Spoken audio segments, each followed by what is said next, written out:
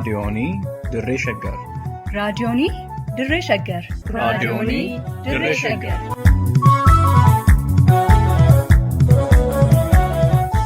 raadiyoonii Dirree Shaggar. raadiyooniin Dirree Shaggar torbaanitti wixataa hanga jimaataatti galgaluu sa'aatii tokkorraa eegalee amma sa'aatii tokkoo fi walakkaatti dambalii gabaabaa meetirbaandii 19 kiiloo heerzii 15,410 irratti qophii dabarsuu amma jalqaba. raadiyoonii Dirree Shaggar.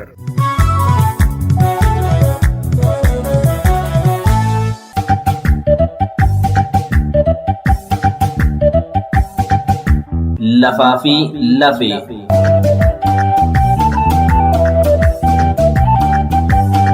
Lafti qabeenya argattaa hin qabneedha. Gamoo ijaaruun, warshaa dhaabuun, qotanii oomishuun, tikfatanii horuun, jiraatanii gadaa arguun, du'anii awwaalamuun yoo lafa qabaatan qofa. Oromoon eega sirna alagaa jalatti kufee booda lafa isaa mulqame. Ammallee lafa isaa fudhachuuf alagaan itti roorrisaa jira. Kanaaf qophiin lafaaf lafee jedhu kun daba Oromoo lafa mulquu, lafarraa buqqisuu, lafa isaarra alagaa qubachiisuu fi qabeenya uumamaa Oromoo qisaasuu irratti dalagamu ni saaxila, ni xiinxala, ni mari'achiisa. Lafti keenya lafee keenya.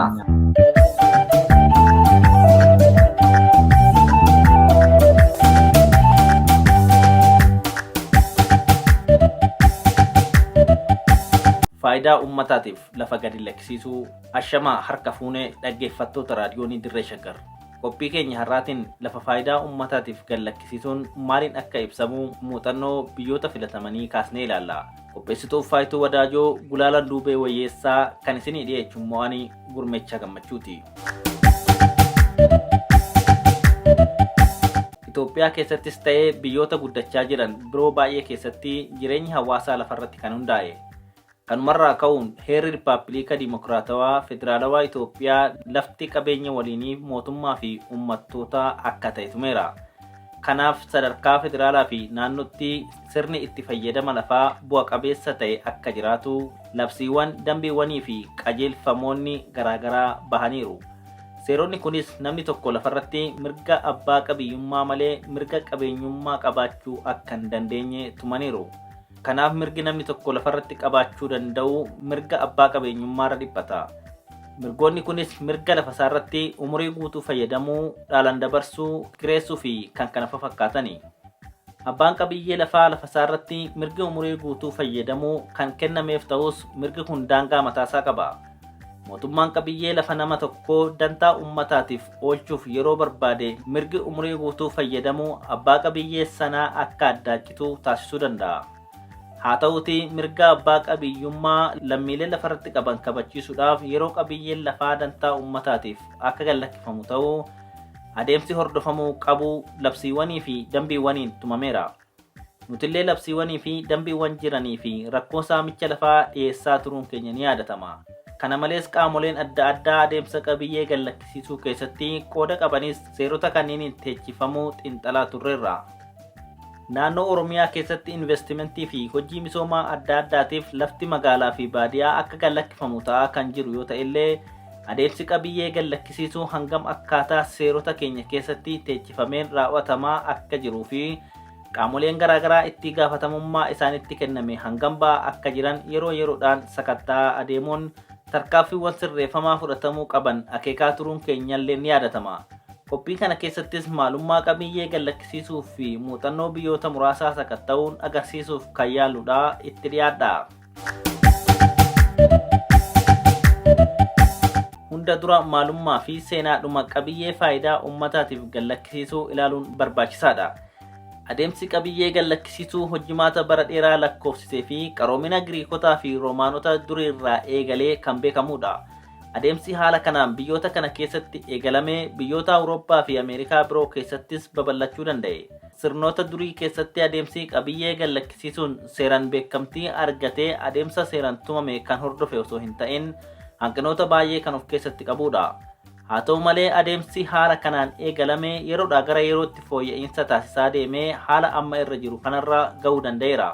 Addunyaa yeroo ammaa jirtu keessatti biyyoonni hedduun faayidaa dhuunfaa hooggantoota osoo hin ta'in dantaa uummata isaaniitiif dursa kennuu jalqabaniiru. Kanarraa kan ka'e adeemsa isaanii seeraan daangessuu fi qabiyyee gallakkisiisuu duraa fi booda adeemsa hordofamuu qabu seera isaanii keessatti tumuun hojiirra akka oolu taasisaa jiru. Haalli qabatamaa biyya Itoophiyaa illee hanga tokko sadarkaa seeratti kanneen biyyoota birootirraa addaa miti. Akkuma biyyoota kaanii adeemsi qabiyyee gadi lakkisiisuu kun yeroo dheeraadhaaf sirnaawaa fi adeemsa seeraa kan hordofe hin turre.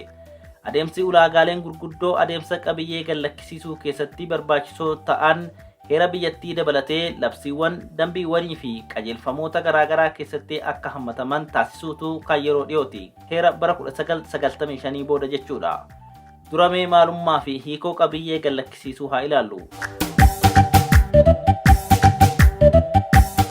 Yaadrimee qabiyyee gadi lakkisiisuu jedhuuf barreeffamoonni garaagaraa hiika adda addaa yeroo kennan ni mul'ata. Yaadrimee kanaaf hiikan bal'aan kenname tokko tarkaanfiin mootummaa yeroo nagaas ta'ee yeroo waraanaa qabeenya dhuunfaa faayidaa uummataaf oolchuuf fudhatu akka qabiyyee gadi lakkisiisutti kan lakkaa'udha. Hayyuun Joon Leewis jedhamu yaadrimee qabiyyee gadi lakkisiisuu yeroo ibsu mootummaan hojii faayidaa uummataa waliigalaaf jecha qabeenya dhuunfaa lammiilee akka mirgaatti fudhachuu kan danda'u yookiin fudhachuuf aangoo qaba jechuudhaan ibsa. Guuboon jechoota seeraa kan Black's Law jedhamu yaadrimee qabiyyee gadi lakkisiisuu ilaalchisee mootummaan mirga qabeenya dhuunfaa jechuunis mirga abbaa qabeenyummaa fi kan kana fakkaatan hojii uummataaf jecha akka addaan citu taasisuu kan danda'u ta'uu agarsiisa.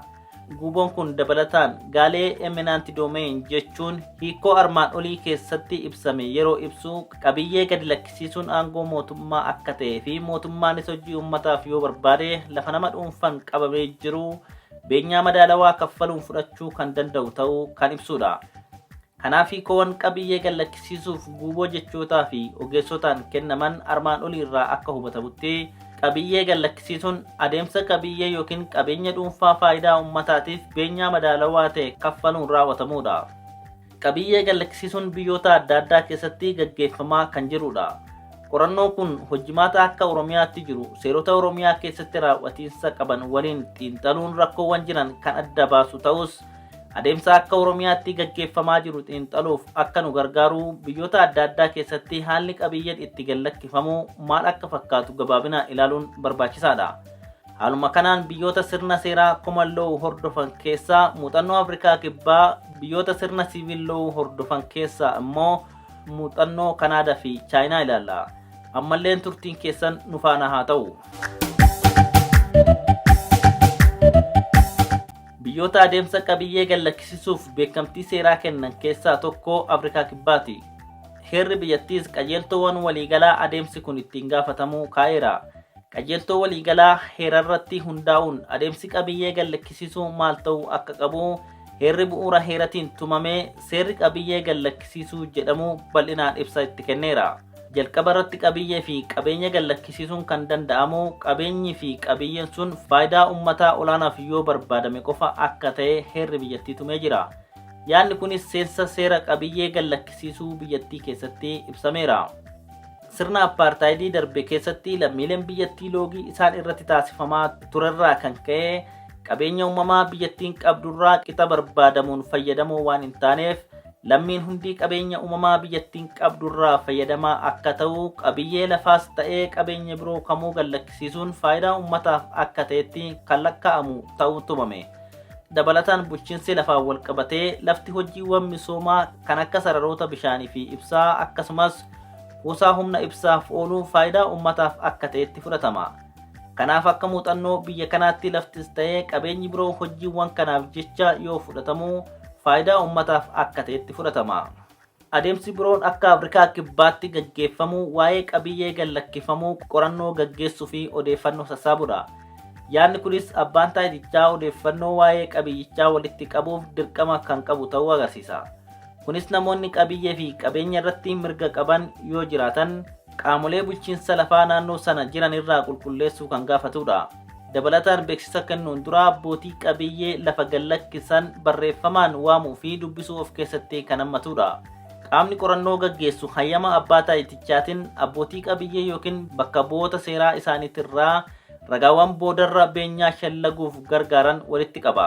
Beeksisni kennamu gosa lama kan qabudha. Isaanis beeksisa yaada qabiyyee gadi lakkisiisuu yookiin intention to expropriate fi beeksisa gallakkisiisuu notice of expropriationidha. Beeksisa yaada qabiyyee gallakkisiisuu jechuun qorannoo gaggeeffameen abbaan taayitichaa qabiyyee gallakkisiisuu yoo barbaade abbaa qabiyyichaa fi bulchiinsi lafaa naannichaa barreeffamaan dhimmicha irratti deebii akka kennan kan itti beeksisuudha.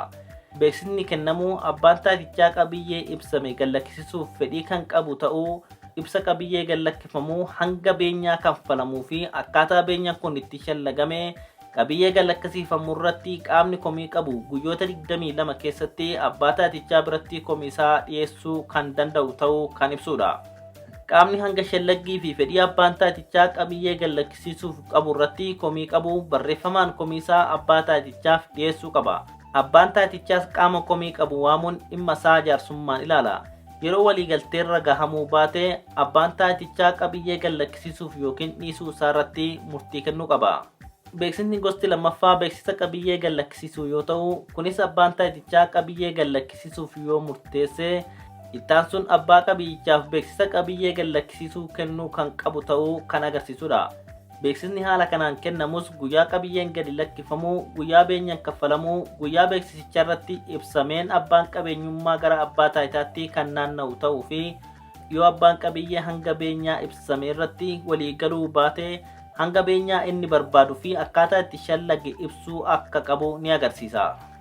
Haala shallaggii fi kaffaltii beenyaa ilaalchisee abbaan taayitichaa gatii gabaa irratti hundaa'uun beenyaan madaalawaa fi haqa qabeessa ta'e namootaaf akka kanfalamu mirkaneessuuf dirqama qaba. Kana gochuufis dhimmoonni ilaalamuu qaban ammatti qabeenyichi maaliif tajaajilaa akka jiru adda baasuu, gatii gabaa meeshichaa haala argannaa kaayyoo gallakkisiisuu fi gorsa boordii haala ilaalcha keessa galcheen tilmaamamuu qaba. Kunis kan agarsiisu akka waliigalaatti beenyaan kaffalamuu gabaa yeroo ammaa qabeenyicha bituuf barbaachisu irratti kan hundaa'u ta'udha.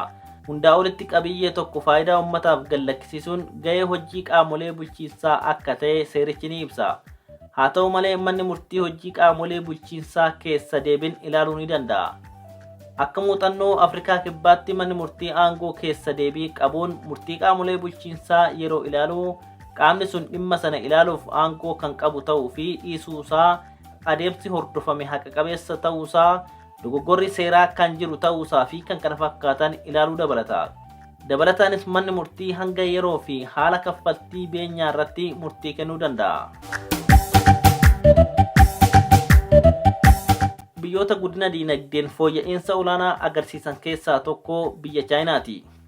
Jireenyi uummata biyyattii bal'inaan qonna irratti kan hundaa'ee ture waan ta'eef mootummaan guddina diinagdee biyyattii dhugoomsuuf gaheen qotee bultoonni qaban olaanaa ta'uu hubachuun xiyyeeffannoo barbaachisaa kenneefii jira.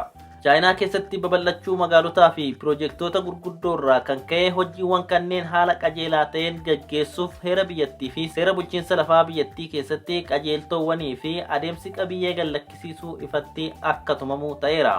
Chaayinaattis qabiyyeen dhuunfaa yookiin waliinii kan gallakkifamu faayidaa uummataaf yoo ta'e qofa akka ta'e qajeeltoo fudhatama argateedha. Biyya Chaayinaa keessatti ulaagaan kun heera biyyattii irraa kaasee seerota biroo fakkeenyaaf seera bulchiinsa lafaa fi seera qabeenyaa fa'aa keessatti qabiyyee gallakkisiisuuf akka ulaagaatti taa'eera.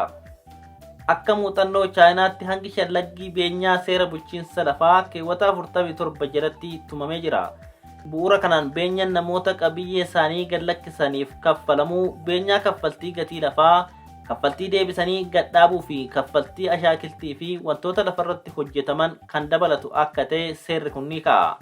Beenyaa bu'uura kanaan kaffalamu keessaa qotee bulaa dhuunfaaf kaffalamuu, kaffaltii deebisanii dhaabuu fi kaffaltii ashaakiltiiwwanii fi wantoota lafaan wal qabatanii ijaaramanii qofaadha. Kaffaltiin beenyaa lafaa qotee bultootaaf kallattiin kan kaffalamu osoo hin taane qaama Rural Collective Economic Organization jedhamuuf kan kaffalamudha. Kunis lafti baadiyyaa qotee bultootaa waliin qabamee kan jiru waan ta'eefidha. Tumaan seerichaa kun beenyaan akkaataa kamiin shallagamuu akka qabus ni ibsa. Beenyaan qabiyyee lafaa kan shallagamuu qabu bu'aa waggoottan 3 darbaniif kenne giddugaleessi isaa fudhatamee waggoota 4 hanga 6tiin baay'atee kan kaffalamu yoo ta'u, kaffaltiin deebisanii dhaabuu bu'aa waggaatti lafichi kennu waggaa 4 hanga 6tiin baay'isuun kan kaffalamudha. Haa ta'u malee kaffaltiin kun bu'aa giddugaleessaa kan waggoota 3 darbanii waggaa 15 baay'isuun argamu caaluu hin qabu. beenyaan bu'uura armaan oliitiin erga shallagame booda maallaqaan kaffalama. Akka biyya Chaayinaatti komiiwwan qabiyyee gallakkisiisuun wal qabatanii ka'an keessummeessuuf aangoo kan qabu qaama bulchiinsaati. Kunis manneen murtii komii qabiyyee gallakkisiisuun wal qabatanii ka'an akka hin keessummeessine seeraan kan daangeffaman ta'uu agarsiisa. Yoo falmiin qabiyyee gallakkisiisuu waliin wal qabatee ka'ee adeemsi jalqabaa qaamolee walitti bu'an karaa hooggantoota uummataa naannoo isaaniitiin dhimma isaanii jaarsummaan akka ilaalan ni taasifama. Qaamolee walitti bu'an kunis adeemsa kanaan walitti bu'iinsa isaanii furuu yoo hanqatan gara mana murtii deemuun osoo isaan hin barbaachisin qaama qabiyyee gallakkisiisuu mirkaneesse biratti dhiyaatu. Qaamni kunis dhimmicha irratti falmii gaggeessuun murtii ni kenna. Haa ta'utii falmiin haala kanaan gaggeeffamu adeemsa qabiyyee gallakkisiisuu kan gufachiisu miti. Dhumarratti adeemsa qabiyyee gallakkisiisuutiin biyyoota muuxannoo gaarii qabanii fi qotee bultoonni isaanii bu'aa qabiyyee gallakkisiisuu irraa argataniin fayyadamoo ta'an keessaa biyyi Kanaadaa tokko. Kanaadaatti abbaan qabeenyummaa lafaa mootummaa, dhaabbattootaa fi namoota dhuunfaan kan qabamedha.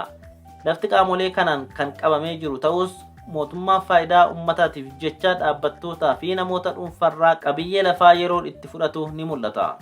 Dabalataan mootummaa federaalaa lafa federaala jala jiru kan bulchu yoo ta'u, mootummaan naannolee ammoo lafa sadarkaa naannootti jiru bulchu. Akka heera biyya kanaatti naannoleen seeraa fi dambii mataa isaanii baasuu danda'u jedhee waan aangesseef mootummoonni naannolee seera qabiyyee gallakkisiisuu mataa isaanii baafatanii qabu.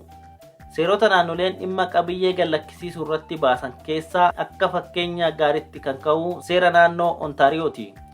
Naannoleen biyyattii keessa jiran biroo seera kana akka fakkeenyatti fudhachuun seera qabiyyee gallakkisiisuu kan tumatan waan ta'eef muuxannoo Kanaadaas seera kanarratti hundaa'uun kan ilaallu ta'a. Bu'uura kanaan adeemsa qabiyyee gallakkisiisuu bakka gurguddaa lamatti qooduun kan ilaaludha. Isaanis adeemsa qabiyyee gallakkisiisuun dura jiruu fi booda raawwatamudha. Adeemsi kun adeemsaalee xixiqqaa kan akka beeksisa kennuu, komiiwwan dhaggeeffachuu fi qabiyyee gallakkisiifamu galmeessuu fa'aa of keessatti kan hammatu. Beeksisni adeemsa qabiyyee gallakkisiisuun dura kennamu beeksisa yaada qabiyyee gallakkisiisuu yookiin intention to expropriate jedhama. Haaluma kanaan qaamni qabiyyee gallakkisiisuu pilaanii qabiyyee gallakkisiisuu qaama dhimmi ilaalu biratti erga galmeessisee booda guyyoota 30 keessatti abbaa qabiyyetiif beeksisa kenna. Adeemsi lammaffaan mormii yoo jiraate mormii dhagahamuu fi qulqullaa'uudha. Kunis abbaan qabiyyee beeksisni kennameef kun guyyaa beeksisni isa ga'ee kaasee guyyoota 30 keessatti komisaa ministeera qabiyyee gallakkisiisuu mirkaneesse biratti dhiyeessuu danda'a. Ministeerri qabiyyee gallakkisiisuu komiin isaaf dhiyaate komii ka irratti falmii ni taasisa. Haa ta'utii kun kan raawwatamu abbaan qabiyyee falmiin akka gaggeeffamu yoo gaafate qofaadha. Falmiin gaggeeffamus kan xiyyeeffatu qabiyyee gallakkisiisuun kun haqa qabeessa ta'uu fi kaayyoo yaadame san kan galmaan ga'u ta'uu fi dhiisuu isaarratti. Kanaafis abbaan qabiyyee fi qaamni qabiyyee gallakkisiisuus ragaa yaada isaanii mirkaneessuu danda'u akka dhiyeessan ni hayyamamaaf. Adeemsa kanas kan raawwachiisuu gama ministeeraatiin qaamni inquiry officer jedhamu ni muudama. Qaamni kun garee bitaa fi mirgaa ni falmisiisa akkasumas ragaa ni dhaga'a. Gareen bitaa fi mirgaas ragaa isaanii gaaffii dursaa gaafachuu akkasumas ragaa garee biroo ammoo gaaffii qaxxaamuraa gaafachuu danda'u. Adeemsi qaama bulchiinsaa kana biratti gaggeeffamu akkuma mana murtii ta'uusaa hubanna. Adeemsi qabiyyee gallakkisiisuun dura raawwatamu inni sadaffaan pilaanii qabiyyee gallakkisiisuu mirkaneessuudha. Ministeerichi erga falmii gaggeessee booda qabiyyeen akka gallakkifamu yoo murteesse qaama qabiyyee lafaa galmeessuu biiroo galmeessa lafaa yookiin Land Registry Office jedhamu biratti pilaanii qabiyyee gallakkisiisuu mirkanaa'ee galmeessisuudha. Adeemsa kana keessattis adeemsaaleen gurguddoon lama ni raawwatamu. Isaanis beeksisa gallakkisiisuu kennuu fi beenyaa sirrii ta'e kaffalchiisuu kan jedhamanidha. Beeksisni gallakkisiisuu abbaan qabiyyee fi qaamni gallakkisiisuu beenyaa irratti yoo waliigaluu baatan shallaggii gaggeessuun kaffaltii beenyaa murteessuun beeksisa kennamuudha. Pilaaniin qabiyyee gallakkisiisuu galmaa'ee guyyoota 30 jiran keessatti hanga beenyaa irratti abbaan qabiyyee fi qaamni gallakkisiisuu yoo waliigaluu baatan ministeerri qabiyyee gallakkisiisuu qaamolee lamaaniif beeksisa kenna. Beeksisa qabiyyee gallakkisiisuu kennuun qaamni shallaggii gaggeessuu qabiyyee gallakkisiisuuf hayyama abbaa qabiyyee lafaatiin alaa ajaja qaama Ontario Municipal Board jedhamuun qabiyyeen namichaa keessa galuun qabiyyee isaa tilmaamuu fi hanga beenyaa murteessuu isa dandeessisa. Kanaaf beeksisni gosa kanaa qaamni shallaggii gaggeessuu qabiyyee namaa keessa galuun tilmaama akka gaggeessuu kan dandeessisudha. Haalli shallaggiis gatii gabaarratti hundaa'uun hanga danda'ame abbaa qabiyyee iddoo isaa duraatti deebisuuf bifa dandeessisuun kan shallagamuu qabudha. Gatiin gabaa tooftaawwan mala gurgurtaa wal fakkaataa fi mala galii qabeenyicharraa argamu fayyadamuun shallagama. Adeemsi inni lammaffaa kaffaltii beenyaa yoo ta'u, kunis shallaggii bu'uura armaan olitti ibsameen erga gaggeeffame booda beenya sun abbaa qabiyyeef kaffalamuu kan qabu ta'uusaa kan ibsudha. Kaayyoon seera qabiyyee gadi lakkisiisuu biyya kanaa beenyaan guutuu fi sirrii ta'e akka kaffalamu taasisudha. Muuxannoo qabiyyee gadi lakkisiisuu biyyoota lamaanii kanarraaf qabanne kanumaan goolabna. Qophii wal fakkaatuun hanga walitti deebinutti turtii gaarii horaa bulaa.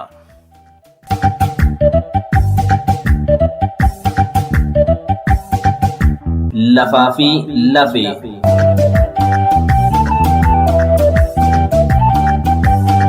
Lafti qabeenya aggattaa hin qabneedha. Gamoo ijaaruun, warshaa dhaabuun, qotanii oomishuun, tikfatanii horuun, jiraatanii gadaa arguun, du'anii awwaalamuun yoo lafa qabaatan qofa. Oromoon eega sirna alagaa jalatti kufee booda lafa isaa mulqame. Ammallee lafa isaa fudhachuuf alagaan itti roorrisaa jira.